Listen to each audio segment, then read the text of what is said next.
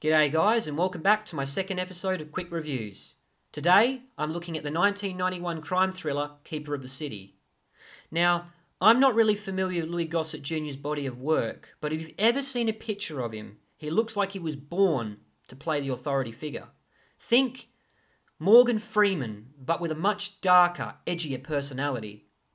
It's hard, isn't it? Either way, you get my point. So the only other movie I've seen him in was An Officer and a Gentleman alongside Richard Gere, where he played possibly the meanest, most uncompromising drill sergeant in cinematic history.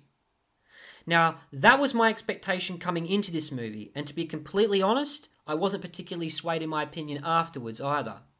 He plays this brash, tough-as-nails Chicago detective named Jim Della, and right from his opening scene, you know he means business. He confronts an armed maniac with nothing but his cool and commanding demeanour. It's a brilliant moment that would have set the tone for the rest of the movie, if not for one small problem. He shares half the screen time with Anthony LaPaglia.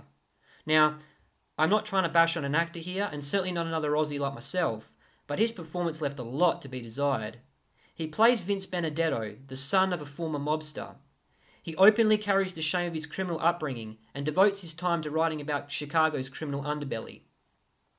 One day, out of the clear blue sky, he decides that instead of watching the justice system continue to fail the community, he's going to take matters into his own hands by going on a murder spree, or a moral crusade, or whatever you prefer. Sound familiar? It's the classic vigilante plot that is long since beaten to death by the likes of Charles Bronson and Clint Eastwood. Rather predictably, the target of his rage are the same people who he wrote about. Detective Jim Della is assigned the task, and it's by the numbers from there on in.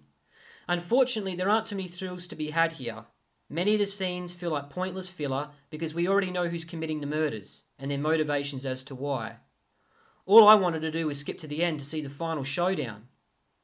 Luckily, the only other decent scene to rival the opening is the last gunfight. In fact, it features one of the better on-screen deaths I've seen in a while, if you enjoy watching that kind of thing, that is. Anyway, I struggle to see too many positives outside of Louis Gossett Jr.'s performance, and I would only recommend this movie if you're interested in watching him. That's why my final rating is 2 Halos out of 5. Also, as you'd expect with this type of movie, the language is coarse and the content is violent, so please keep that in mind.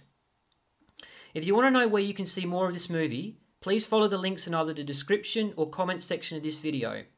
Lastly, I'd like to thank you all for watching, and if you could please subscribe or leave a thumbs up, I'd really appreciate it.